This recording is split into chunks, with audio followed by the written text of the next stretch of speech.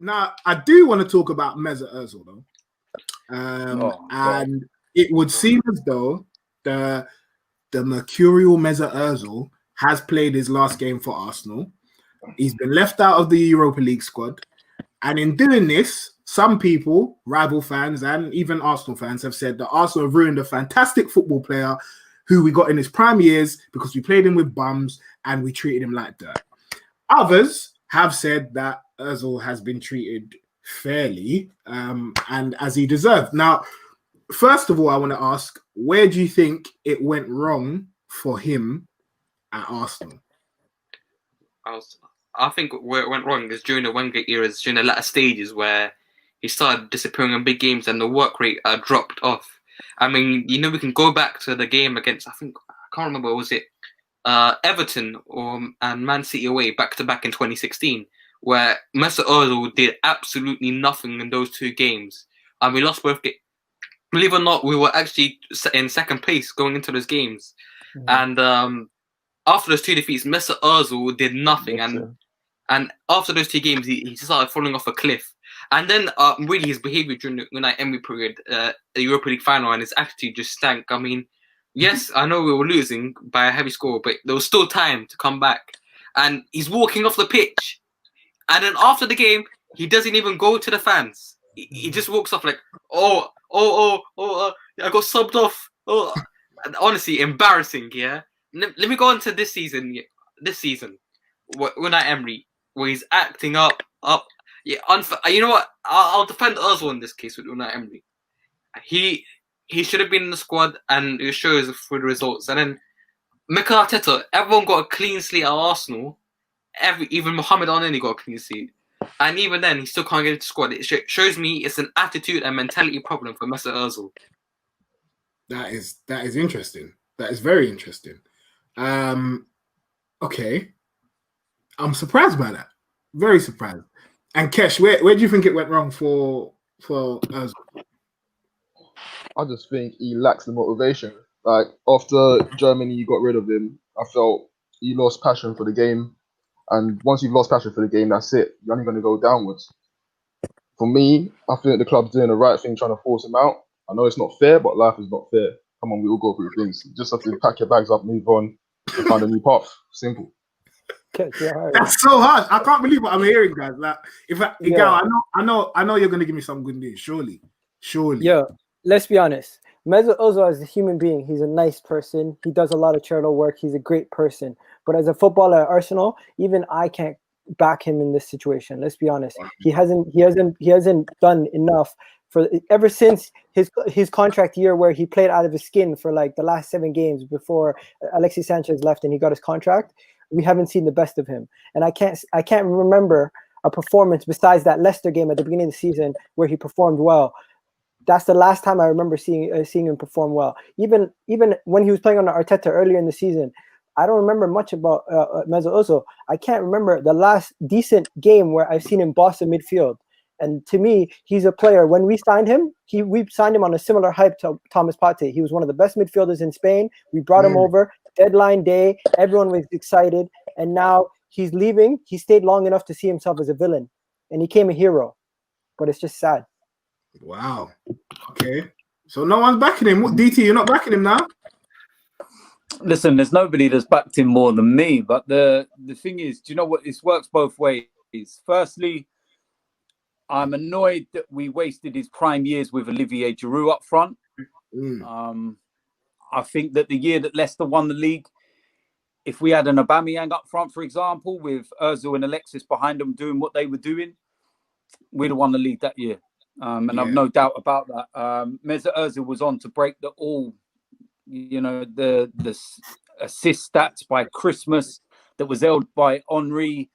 Not even Kevin De Bruyne can break that stat record. That's how good it is. And he nearly broke it by Christmas. And then Olivier Giroud decided to go nearly 20 games without a goal or something.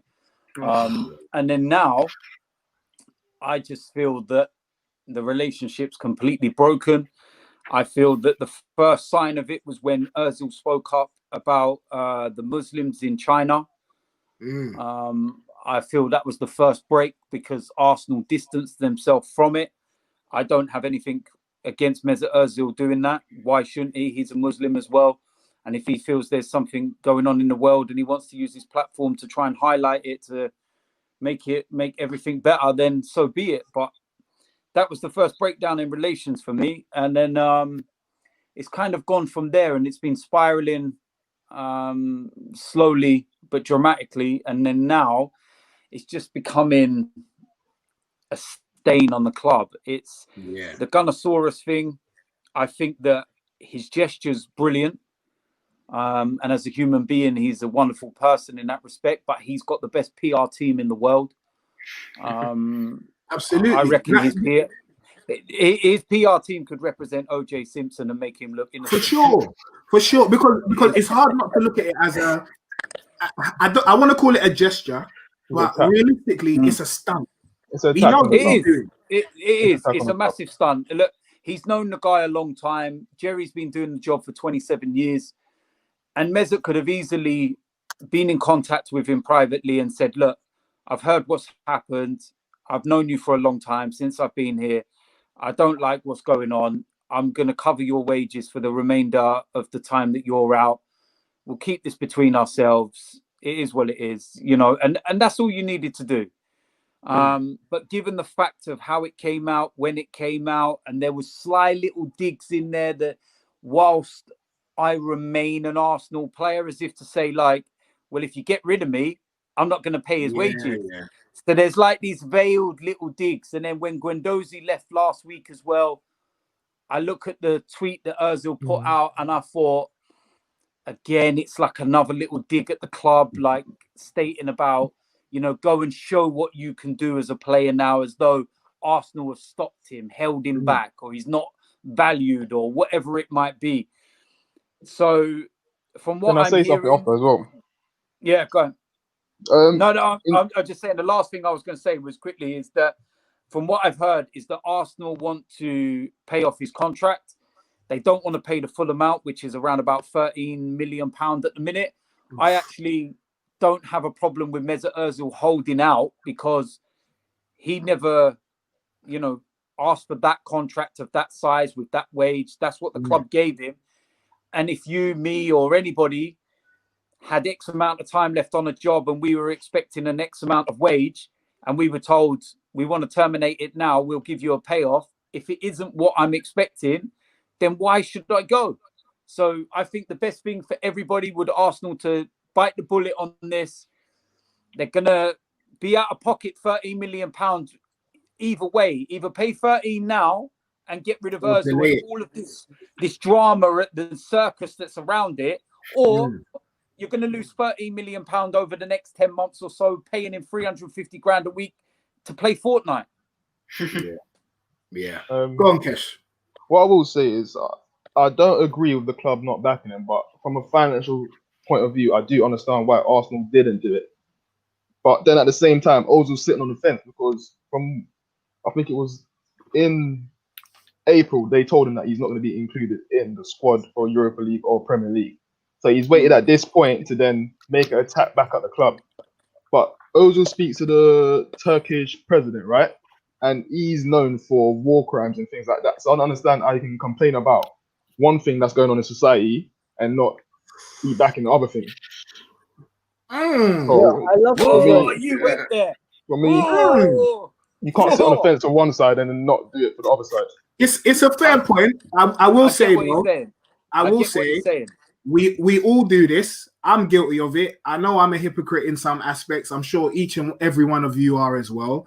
But because Ozil is so high profile and I'm a nobody, I can get away with it. Ozil can't.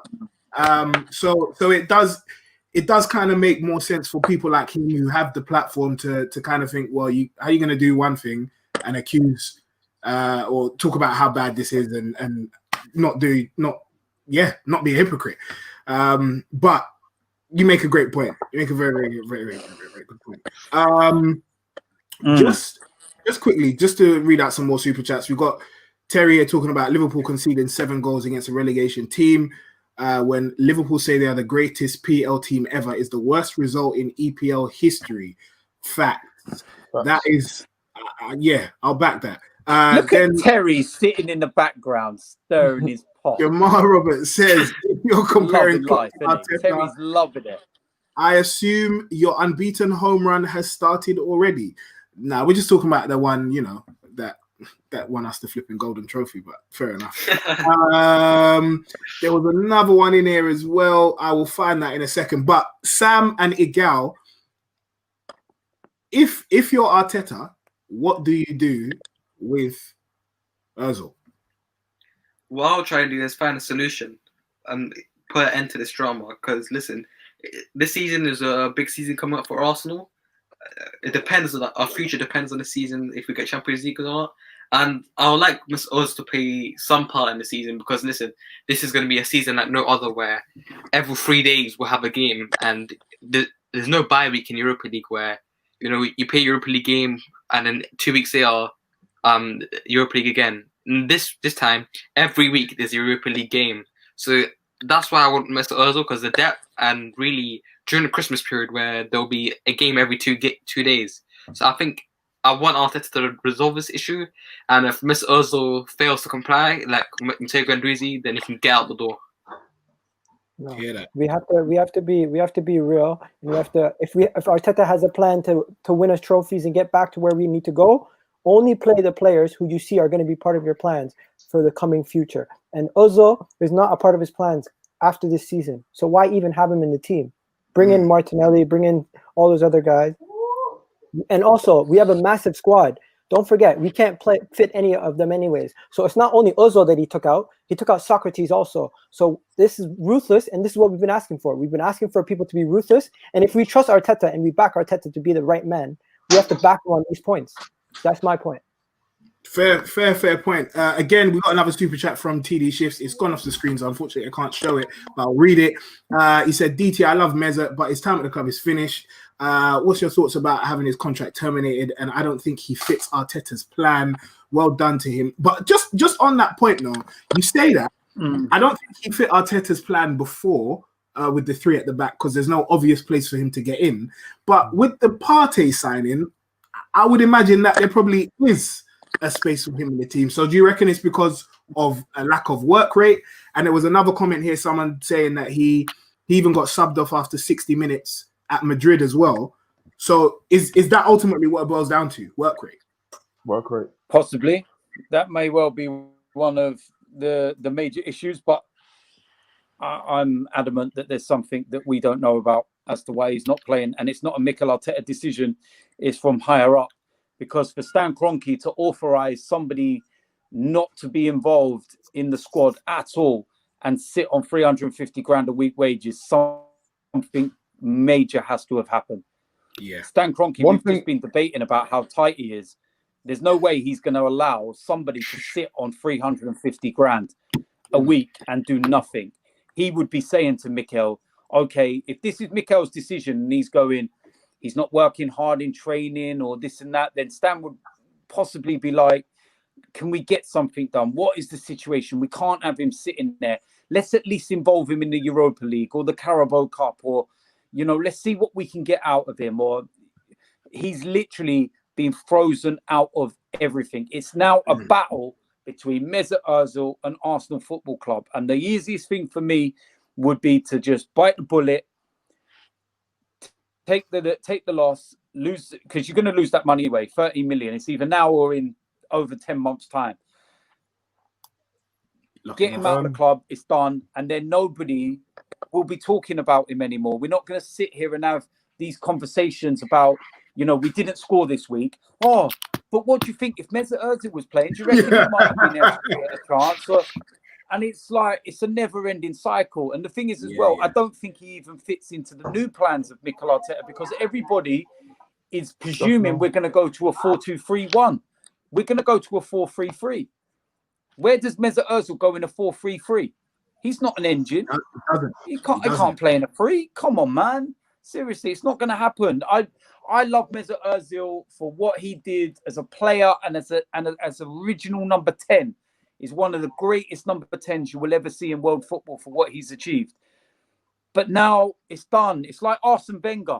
There comes a time where you've just got to say, It's over. It's done. Yeah. It's time to go. Let's move on, and that's it. I think on that point as well about Arsenal and Mr. Ozil is similar because football has passed them and football has evolved where their style of players on management is no longer required in this game. The game has evolved and moved past them. You're I right. see what Kev, you're saying with that one. Sorry, who's gonna jump in now? One thing I will say though, I do feel he's trying to spite the club because I've read that he's had numerous occasions numerous opportunities to go on loans and he's rejected them all. And I just feel that he's trying to fight power against power, and a player is not going to win against any club, so it's not going to happen. And if he strongly feels that Arsenal didn't back him so much, then why do you want to be part of a society that doesn't stand up for you and everything that you're against? Do you think it had anything to do with the fact that the Premier League lost all that money with the China sponsorship, and Arsenal possibly could have lost over just shirt sales alone in China? They could have lost in and around 1.5 million easily from that whole situation. And any rival fan that, obviously I understand it, you want the club to back your player. I get it. But any rival fan that's going to come out and say they want their club to back the player is deluded, because when that money is then lost and then you're not able to spend, we're the same fans that's going to start moaning. So you can't win. Yeah. Well, I agree with that. That's a massive point, man, about China. Sorry, but that's a huge thing about China, because Arsenal are massive in Asia. Like ridiculous. We've been on pre-season tours and I can't even describe. It's just like insane wherever you go, from China to Hong Kong to like Singapore or wherever it is around the world. It's massive. And if you go and get involved in that whole debate with China, you could lose a hell of a lot. And on a business sense, Arsenal are like, nah, staying out of this one, boys. Yeah, it makes sense. We've got a super chat here from Ram Ganesh on that point, just to round it off. He says, cheers to DT from India, big fan. Mesut's situation is multifactorial. Big up you, bro, with the bloody big words and that. Attitude and work ethic. Both sides have made mistakes, but in the end, the club is larger than the player. It's time to say adios. I like that. I really, really do.